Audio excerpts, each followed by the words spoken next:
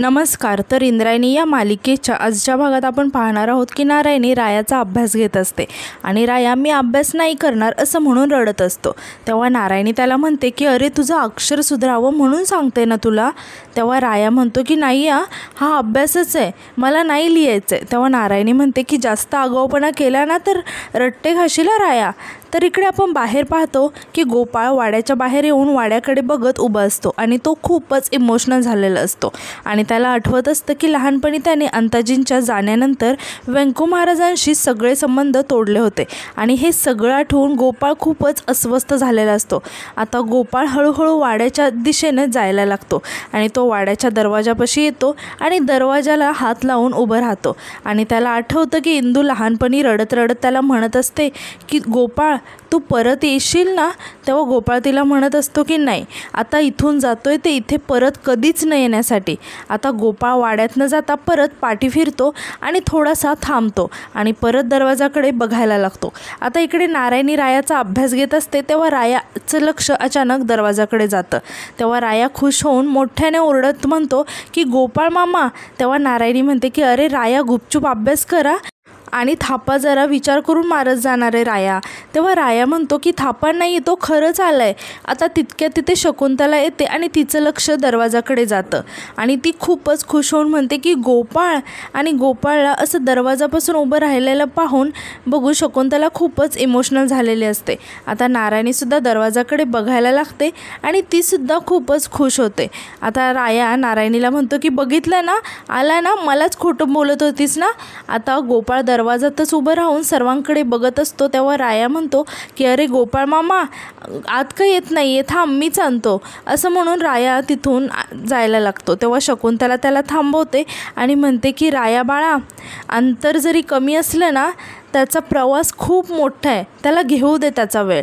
आता गोपाळला त्याच्या लहानपणीच्या सगळ्या आठवणी आठवायला लागतात आणि तो शेवटी उंबरट्याच्या आत पाऊल टाकतो. आता हे बघून शकुंतला खूपच रडायला लागते. आता गोपाळ वाड्यात आल्यावर त्याला सर्वांसोबत घालवलेले आनंदाचे क्षण आठवायला लागतात. आता गोपाळसुद्धा थोडासा इमोशनल झालेला असतो. आता गोपाळ वाड्याकडे इकडे तिकडे बघत असतो. तेव्हाच त्याचं लक्ष अंताजींच्या फोटोकडे जातं. तेव्हा गोपाळला अंताजींसोबतच्या आठवणीसुद्धा आठवायला लागतात. आता गोपाळ खूपच इमोशनल झालेला असतो आणि तो हात जोडून उभं राहतो आणि खूप रडायला लागतो. तितक्यात आता तिथे इंदूसुद्धा येते आणि गोपाळला असं घरी आलेलं बघून इंदूसुद्धा खूपच इमोशनल होते. आता शकुंतला गोपाळला म्हणते की गोपाळ, अरे मला कळवलं का नाहीस तू येणार आहेस ते? आपला फोन झाला तेव्हाही काही म्हणाला नाहीस, तू सांगितलं असतं तर मी काहीतरी बनवलं असतं ना. आणि ती नारायणीला म्हणायला लागते की चल ग आपण काहीतरी बनवूया याच्यासाठी, चल. असं म्हणून ती तिथून जायला लागते. तेव्हा गोपाळ शकुंतलाला थांबवत म्हणतो की मावशी, मी इकडे पेशंटला बघायला आलोय, तुमच्या घरातलं खायला नाही. तेव्हा शकुंतलाला खूप वाईट वाटतं आणि नारायणीला सुद्धा खूपच वाईट वाटतं. आता नारायणी गोपाळला म्हणते की तुमचं घर म्हणजे? अरे गोपाळ, हे तुझं पण घर आहे.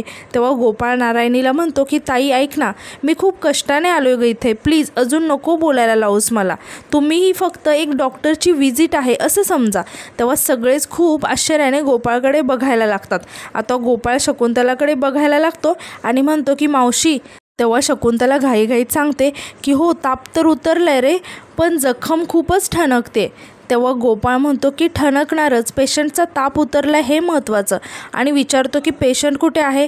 तेव्हा इंदू गोपाळला म्हणते की पेशंट पेशंट का पेशंट करतोयस रे गोपाळ? अरे व्यंकू महाराज बाबा आहेत रे तुझे, पेशंट म्हणण्याने नातं बदलणार आहे का?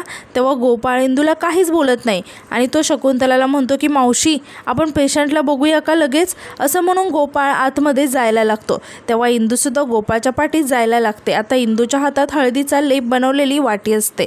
तेव्हा गोपाळचं लक्ष अचानक त्या वाटीकडे जातं आणि तो गोपाळ इंदूला म्हणतो की एक मिनिट, हे काय आहे? तेव्हा इंदू सांगते की लेप आहे, व्यंकू महाराजांच्या जखमेवर लावायला हळदीचा लेप बनवलाय. तेव्हा गोपाळ म्हणतो की हे कोणी करायला सांगितलं तुम्हाला आणि डॉक्टरांच्या औषधावरती विश्वास नाही आहे का तुमचा? यावर शकुंतला म्हणते की अरे नाही गोपाळ, असं नाही रे. तेव्हा गोपाळ म्हणतो की मग मनाने का इलाज करत आहात तुम्ही? तेव्हा शकुंतला म्हणते की अरे मनाने नाही केला, हळदीने जखम बरी भरते ना म्हणून लावली. आता इंदू मध्येच म्हणते की हो, लेप जर जखमेवर लावला ना तर जखम बांधून ठेवता येते. यावर गोपाळ म्हणतो की कुठलीही जखम घट्ट बांधून ठेवली की ती बरी होते हा गैरसमज आहे तुझा, आणि तो किती दिवस ठेवणार आहात तुम्ही? काही जखमा उघड्या ठेवायच्या असतात. आता या पेशंटला झालेली जखम जर घट्ट बांधून ठेवली तर ती चिघळेल. त्याचं काय आहे मावशी? डॉक्टर जेव्हा इलाज करत नाही तेव्हा त्याने कर्तव्यामध्ये कसूर केली म्हणून लोक त्याच्याशी भांडतात, पण जेव्हा तो इलाज करतो तेव्हा त्याच्या औषधावर विश्वास ठेवण्याचं कर्तव्य ते कसं काय विसरतात काय माहिती. तुम्हाला जर मी डॉक्टर म्हणून हवा असेल ना तर दुसरं कोणी फुकटची डॉक्टरकी करण्याची काही गरज नाही. त्याचं काय आहे ना गं मावशी? पेशंटच्या बाबतीमध्ये काही वाईट साईट घडलं तर लोक डॉक्टरला दोष देतील, पण त्याच्या बाबतीत काही चांगलं झालं तर विठुराया पाठीराखा आहेच. तेव्हा इंदूला गोपाळचा खूपच राग येतो आणि ती रागाने तिथून निघून जाते. आता शकुंतला गोपाळला म्हणते की गोपाळ, कशाला बोलायचं तिला असं? तेव्हा गोपाळ म्हणतो की मावशी, माझ्याकडे फारसा वेळ नाही आहे, मला घाई आहे, चल आपण पेशंटला बघूया, असं म्हणून तो आतमध्ये निघून जातो. आता रायासुद्धा गोपाळच्या मागे जायला लागतो. तेव्हा नारायणी त्याला थांबवते आणि म्हणते की राया, तिकडे जायचं नाही, आपल्या खोलीमध्ये जा. मग राया तिथून निघून जातो. तर आता यानंतर आपण पाहतो की इंदू खूपच चिडलेली असते आणि ती रागाने स्वतःशीच बोलत असते की विठुरायाला काय बोलायची गरज आहे? नीट सांग ना की नका लावू हा लेप म्हणून. आहे आम्हाला विश्वास तुझ्या औषधांवर बाबा, आपण नाही. एवढ्या वर्षांनी घरी आलाय तर वचवच बोलायचंच आहे. एकतर विठुरायाला बोलणार नाही तर व्यंकू महाराजांना बोलणार. डोकं फिरवतो नुसतं हा. तिथे करिश्मा येते आणि म्हणते की वा क्या बात आहे, कोणी हे पुण्यकर्म केलं आणि तुझं डोकं फिरवलं गं? तुला माहिती आहे का इंदे, मला ना अशी माणसं फार आवडतात. कसा आहे तुझा चेहरा पडला की माझ्या या सुंदर चेहऱ्यावरचं तेज अजूनच उभारून येतं बघ. सांग ना कोणी आणला हा आनंदी प्रसंग माझ्यावर ज्यामुळे तुझा चेहरा असा पडला? तेव्हा इंदू वैतागून म्हणते की ताई प्लीज आता नको ना. यावर करिश्मा तिची ॲक्टिंग करत म्हणते की काय ताई प्लीज आता नको, असं नाही चालणार. पाया पडायच्या, पायावर असं नाक घासायचं, मग मज्जा आहे. आणि हळदीच्या लेपाच्या वाटीकडे बघत ती विचारते की इंदे हे काय आहे? तेव्हा इंदू सांगते की हळदीचा लेप आहे. आता करिश्मा एकसारखं विचारायला लागते की सांग ना कशासाठी आहे? तेव्हा इंदू वैतागून म्हणते की फेस पॅक आहे, गोपाळने दिलाय, लावतेस का? आता हे ऐकून करिश्मा खूपच खुश होते आणि आनंदाने म्हणते की गोपाळ आलाय का? कुठे येतो? यावर इंदू सांगते की आत्ताच आलाय, व्यंकू महाराजांच्या खोलीमध्ये, जा भेट त्याला. तेव्हा करिश्मा खुश होऊन म्हणते की पण असं कसं? गोपाळ आला आहे ना आणि त्याने माझ्यासाठी फेस पॅक दिलाय, मग आता तो मी माझ्या चेहऱ्याला लावणार, हा चेहरा असा चकाचक करणार आणि एकदम फ्रेश होऊन जाते त्याच्याकडे. आता इंदू घाबरून तिच्याकडे बघायला लागते आणि तिला सांगण्याचा प्रयत्न करायला लागते की ताई हा फेस पॅक नाही आहे, पण करिश्मा तिचं काही ऐकायला तयार नसते. आता ती इंदूला म्हणते की मला शहाणपणा शिकवायचा नाही आहे इंदे, हा फेस पॅक गोपाळने मला दिलाय ना तो मी लावणारच, असं म्हणून ती फेस पॅक लावायला आतमध्ये निघून जाते. तर आता यानंतर इंदू इकडे टेन्शनमध्ये येऊन स्वतःशीच म्हणते की फेस पॅक नाही आहे गं ताई तो. तर आता यानंतर आपण पाहतो की व्यंकू महाराजांना पायाला फारच वेदना होत असतात आणि ते खूपच विवळत असतात. तितक्यात आता तिथे गोपाळ, शकुंतला आणि नारायणी येतात. तेव्हा शकुंतला त्यांच्याजवळ जाते आणि विचारते की फार दुखत आहे का? यावर व्यंकू महाराज म्हणतात की शकू काही होत नाही आहे गं मला, लगेच नाही तर गोपाळला फोन करशील उगाच. तेव्हा गोपाळ खाली मान घालून उभं राहतो. आता शकुंतला व्यंकू महाराजांना सांगते की गोपाळ आला आहे, असं म्हणून ती गोपाळच्या दिशेने बघायला लागते. आता व्यंकू महाराजसुद्धा गोपाळला बघून खूपच शॉक होतात. आता गोपाळ व्यंकू महाराजांजवळ जातो आणि विचारतो की पाय ठणकतोय का? तेव्हा व्यंकू महाराज म्हणतात की नाही, काही होत नाही, ही उगाच काळजी करत राहते. आता गोपाळ नारायणीला म्हणतो की ताई थोडं गरम पाणी घेऊन येतेस का प्लीज? तेव्हा नारायणी हो आणते, असं म्हणून तिथून गरम पाणी आणायला निघून जाते. आता गोपाळ चेअर घेऊन व्यंकू महाराजांजवळ बसतो आणि व्यंकू महाराजांच्या पायाला झालेली जखम बघायला लागतो. तेव्हा व्यंकू महाराज वेदनेने विवळायला लागतात. आता यावर गोपाळ म्हणतो की सहनशीलता चांगली गोष्ट आहे, पण डॉक्टरसमोर नाही. जे होत आहे ते जर डॉक्टरला सांगितलंच नाही तर इलाज नाही होणार. तेव्हा व्यंकू महाराज अडखळत सांगतात की थोडं दुखतंय. आता गोपाळ शकुंतलाला विचारतो की ताप किती तास झाला आला नाही? यावर शकुंतला सांगते की 6 तास झाले. तेव्हा गोपाळ म्हणतो की चांगली गोष्ट आहे.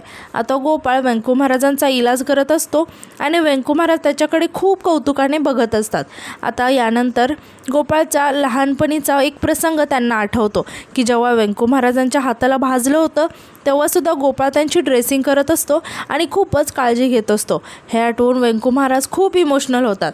तर आता गोपाळ वेंकू महाराजांची ट्रीटमेंट करतो आणि म्हणतो की औषध तर आहेतच, पण विश्रांती घ्यावी लागेल, नाहीतर बरं वाटणार नाही. आता गोपाळ पुढे विचारतो की पथ्य लक्षात आहे ना? तेव्हा शकुंतला सांगते की हो, लक्षात आहे. आता गोपाळ वेंकू महाराजांना विचारतो की कुदळ कशी काय लागली पायाला आणि शेतामध्ये कधीपासून काम करायला लागला तुम्ही? यावर वेंकू महाराज काहीच बोलत नाही. तेव्हा शकुंतला सांगते की तू गेल्यापासून हे अंता भाऊजींच्या शेतामध्ये काम करतायत. तेव्हा गोपाळ म्हणतो की प्रायश्चित्त? डॉक्टर म्हणून सांगतो जखम बरी होईपर्यंत घराबाहेर पडू नका, असं म्हणून तो तिथून जायला लागतो. आता जाता जाता तो मध्येच थांबतो आणि मागे वळून म्हणतो की एक गोष्ट आठवली मला, अकबर आणि बिरबलाची, जो बूंद से गई ओ मौत से नहीं आती. हे असलं प्रायश्चित्त घेतल्यामुळे माझा अंता काका कधीच परत येणार नाही, त्यामुळे थांबो आहे, असं म्हणून तो तिथून निघून जातो. वेंकू महाराजांना खूपच वाईट वाटलेलं असतं. आता शकुंतला वेंकू महाराजांना म्हणते की अहो जाऊ द्या, तुम्ही मनाला लावून नका घेऊ. यावर वेंकू महाराज म्हणतात की तुला सांगतो, खूप जुन्या आणि पूर्वीच्या जखमा हळूहळू का होईना बऱ्या होत आहेत आणि गोपाळ आज मला तपासायला घरी आला, असं म्हणून ते खूपच इमोशनल होतात. आणि आजचा भाग इथेच संपतो. धन्यवाद.